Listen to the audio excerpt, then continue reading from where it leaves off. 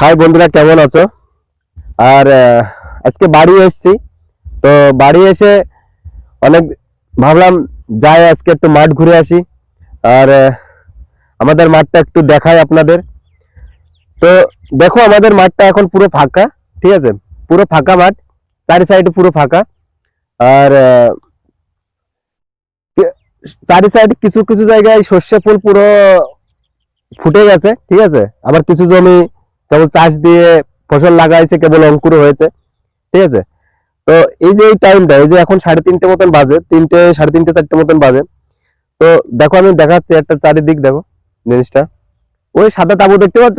সাদা তাবুতেই হচ্ছে মানে ধান লাগানোর জন্য পাতো দেওয়া আছে। তো উপরে অ্যাকচুয়ালি সকালবেলা নেয়ার পড়ার জন্য তাবু দেওয়া আছে, যাতে নেয়ারটা পড়লে, যাতে কি হয়, নেয়ার পড়লে না, যে অঙ্কুর আছে অঙ্কুরের মাথাটা পুড়ে যায়। ঠিক আছে, কারণ অ্যাকচুয়ালি বৃষ্টি আছে অ্যাসিড।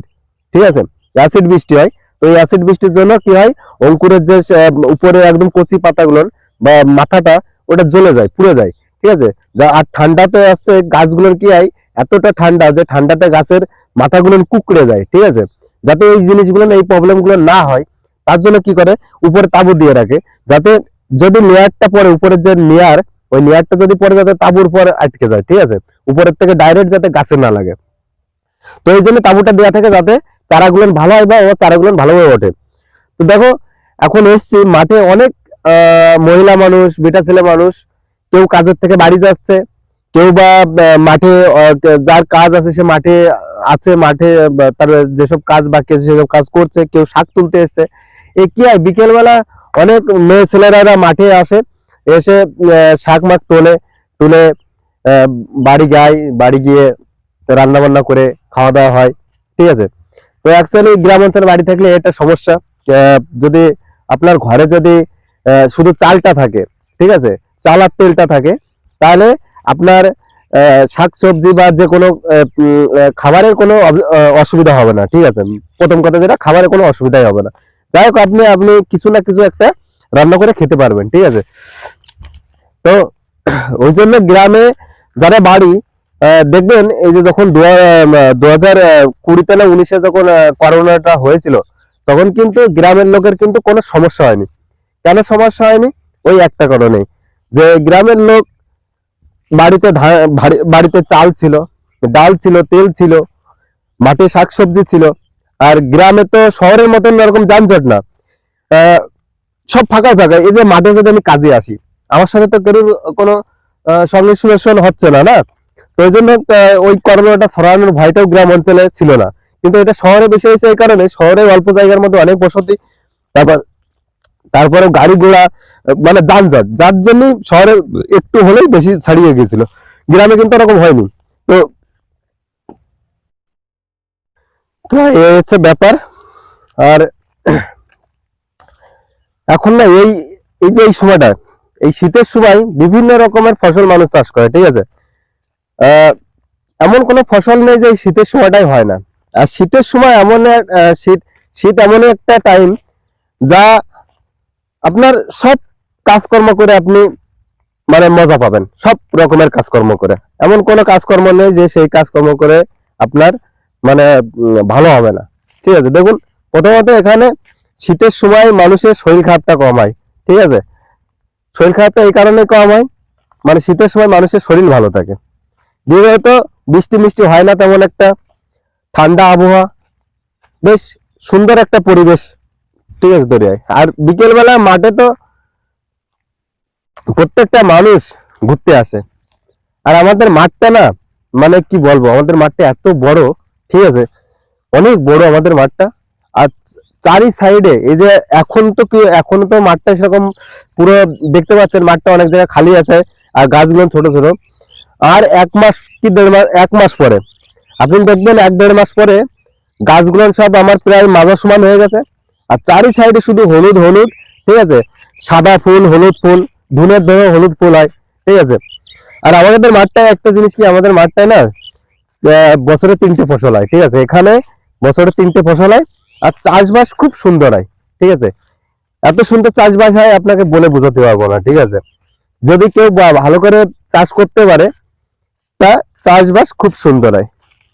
আর এই সময়টা এসেছি একটা বন্ধুর সাথে দেখা হয়েছিল, ঠিক আছে, তার জন্য একটু ভিডিওটা অফ রেখেছিলাম, পরে আবার স্টার্টিং করলাম, ঠিক আছে। তো আর আমাদের বাড়িটা যে জায়গায় দেখুন, আমাদের ওই যে গাছপালা দেখতে পাচ্ছেন, ওই জায়গাটা হচ্ছে আমাদের বাড়ি, ঠিক আছে। তো আমাদের বাড়িটা মাঠের সাথেই একদম। আর এই জায়গা আমি দেখেছি বাঁকুড়া, বীরভূম, বিষ্ণুপুর, ঠিক আছে, তারপরে মেদিনীপুর, ঠিক আছে, এই যে এইসব এলাকা, ঠিক আছে, ঝাড়খণ্ড, এইসব এলাকায় কিন্তু অ্যাকচুয়ালি চাষবাস তেমন হয় না, ঠিক আছে। বিহার, রাঁচি, ঠিক আছে, এইসব জায়গায় চাষবাস ভালো হয় না। ওই বছরে একটা বার চাষ করে ওরা, সে হচ্ছে বর্ষার সময়, বৃষ্টির সময় সে ধানটা লাগায়, বিশেষত ওনারা ধানটা লাগায় বর্ষার সময়, তাছাড়া আর তো কোনো ফসল হওয়ার কথা না, ঠিক আছে। তো আমাদের এই জায়গা ওই দিকটা অনেক ভালো, আমাদের এই জায়গা ওই দিকটা অনেক ভালো। আপনি সব রকমের চাষবাস সব সময় মানে করতে পারবেন, মানে সিজন অনুযায়ী যে ফসল হয় সেই ফসল আপনি করতে পারবেন।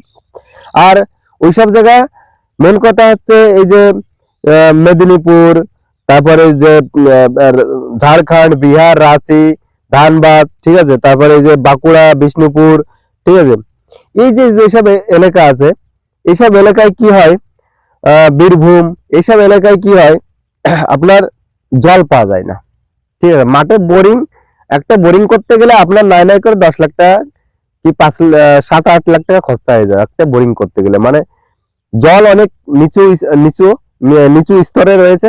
ঠিক আমাদের যেমন 30 ফুট 40 ফুট আপনার খুললে যাচ্ছে আপনার জলটা পাওয়া যায়, ঠিক আছে।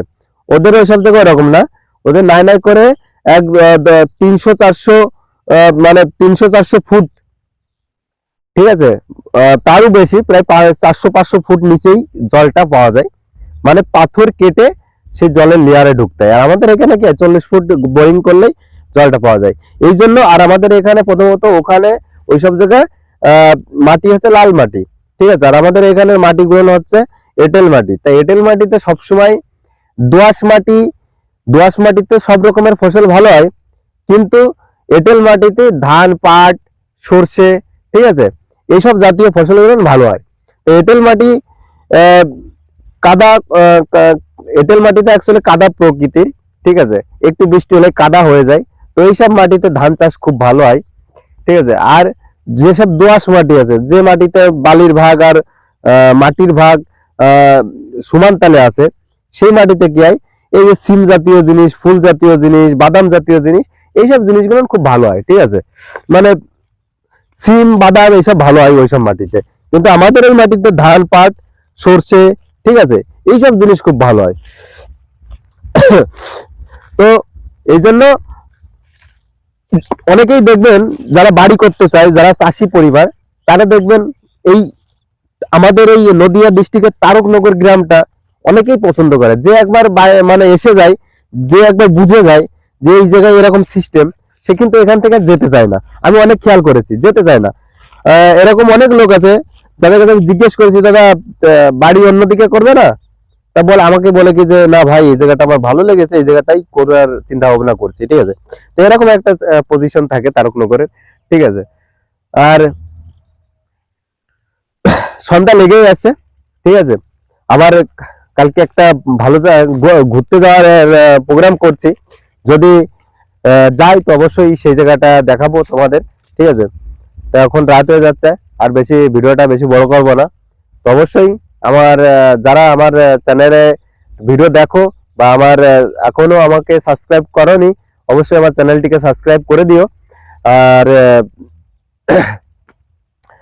অবশ্যই আমার ভিডিওতে একটা লাইক কমেন্ট, যদি ভালো লাগে অবশ্যই লাইক কমেন্ট করে দেবে। আর যদি ভালো না লাগে ডিসলাইকও করতে পারো।